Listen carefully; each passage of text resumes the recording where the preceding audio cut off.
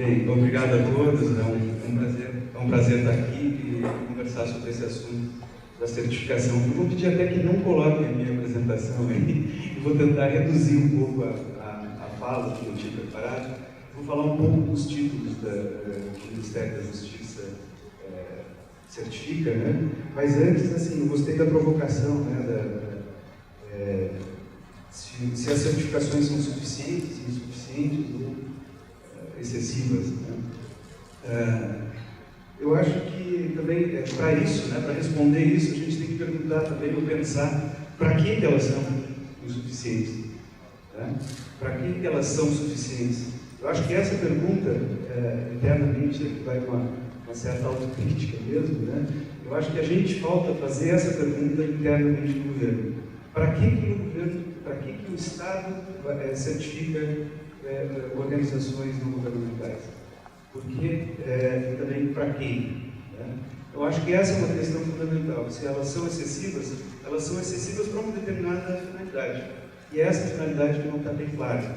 Eu acho que, inclusive, é bom, isso eu já fiz, inclusive, dentro do próprio grupo de trabalho que trata das organizações da sociedade civil, na Secretaria da Presidência. Afinal de contas, em algum momento a gente tem que se perguntar qual é o propósito do Estado com as mãos, qual é o objetivo? O objetivo é cooperação? O objetivo é fomento? Qual é a ideia? A partir disso, a gente pode estabelecer todo o caminho, né? Ou seja, se a gente souber onde quer chegar, fica bem mais fácil, né? Então, acho que falta essa pergunta. Essas são perguntas que se antecedem ao para quê e por quê, né? Bom, vou falar um pouquinho e tentar falar rapidamente dos títulos que o Ministério da Justiça trabalha, certificações. Bem, são UPF, a Utilidade Pública Federal, OCIP, Organização da Sociedade Civil de Interesse Público, e organizações estrangeiras. Essas organizações estrangeiras não é propriamente uma certificação, é uma autorização. Bem, a primeira, a Utilidade Pública Federal, vou assim rapidamente, né, apontar algumas questões com relação ao UPF. O marco legal do UPF é uma lei de 1935, né, a lei 91 de 35. Aqueles que gostam mais de história vão entender um pouquinho melhor como do que se trata o título de Utilidade Pública Federal, né? Um período de ditadura, né? Ditadura de Vargas, né? Em que se cria um título que distingue algumas instituições das outras. Evidente que a distinção que se dá aí é uma distinção de amiga do governo ou não é amiga do governo. Né? E é interessante que esse título é o título mais antigo que se dá às ONGs no Brasil. E subsiste desde 1935. É uma titulação discricionária, ou seja, cabe à autoridade dizer se concede ou não concede.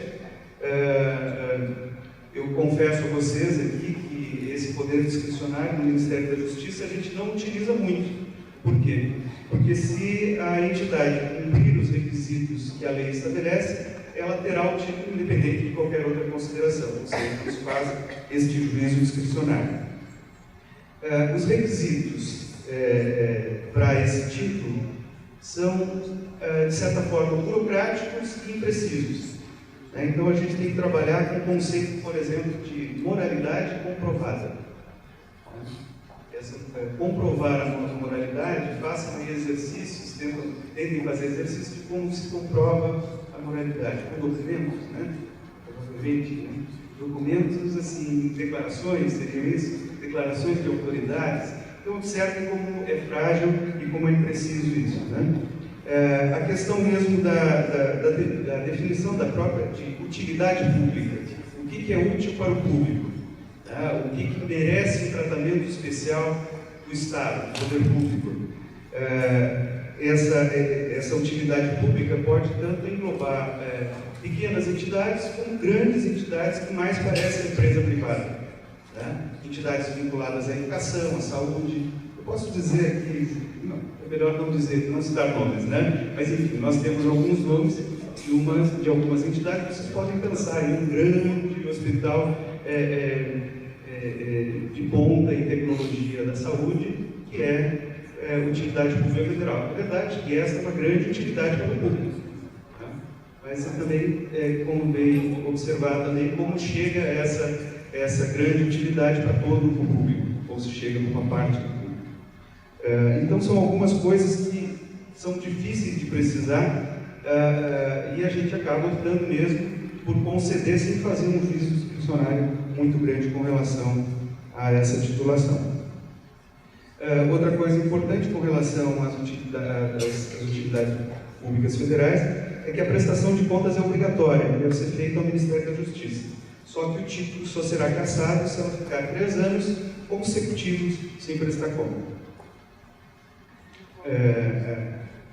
Uma outra certificação, o CIP. O CIP tem um marco regulatório mais atual, que é de 99. E o seu decreto também de 99. A qualificação é um ato vinculado, ou seja, recebe a qualificação quem apresentar a documentação. Agora, há uma questão também. Os requisitos, o rigor dos requisitos, eles estão presentes no Estatuto. Ou seja, é um juízo do dever ser. Né?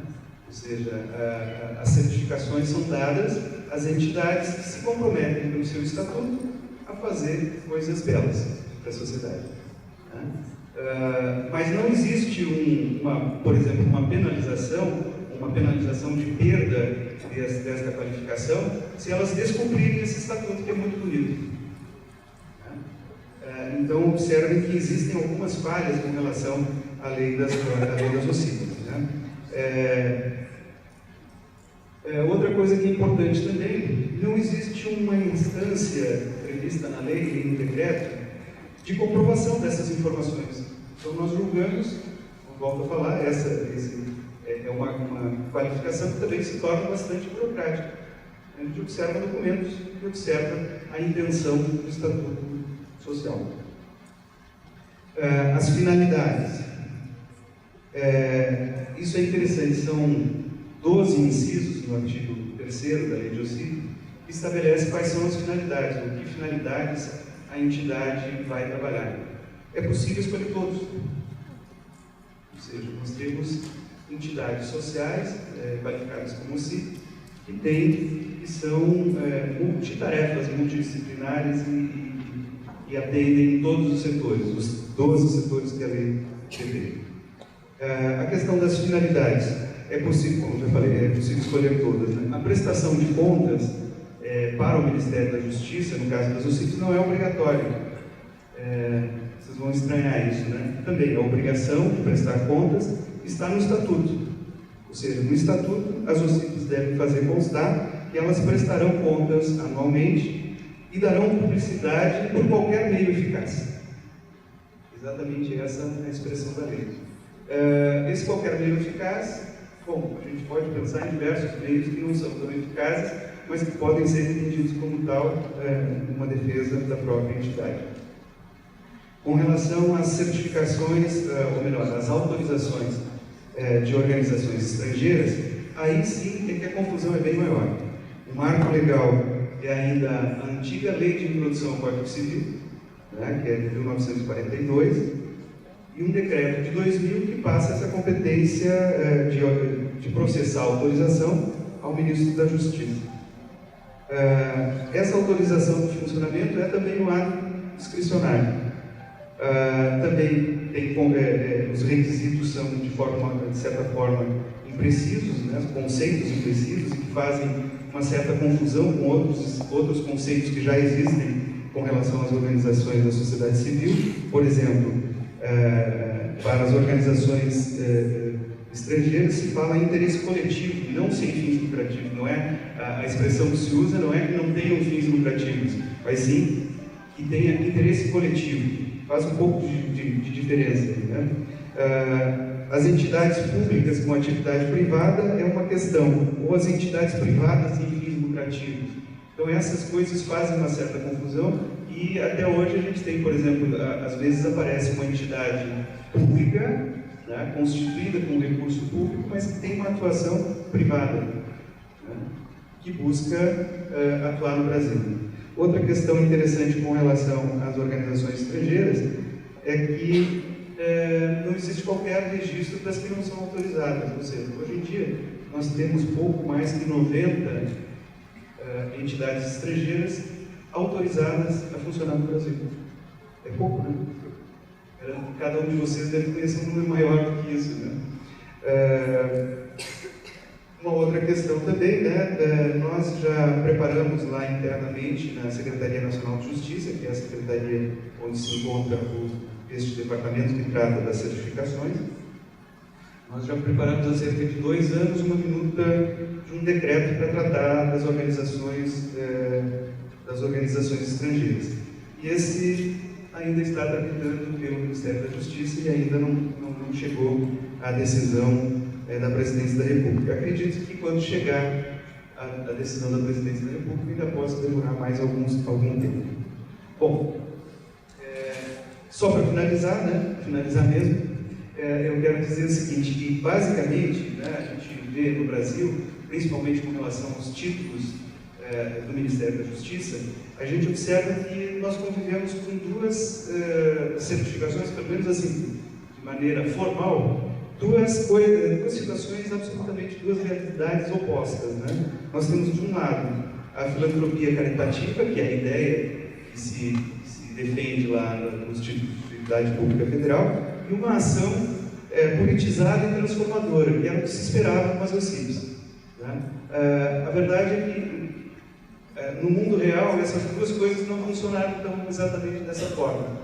Embora a filantropia caritativa ela existe na prática de forma diversa disso, e a ação politizadora e transformadora que se esperava das OCIPs também não existe de uma forma muito clara nesse sentido. E nesse meio todo está a certificação. Eu não vou responder a pergunta para que e para quem, mas eu acho que até o fim dessa conversa a gente pode chegar a algumas aproximações. E eu tenho ainda algumas outras questões para colocar também nesse.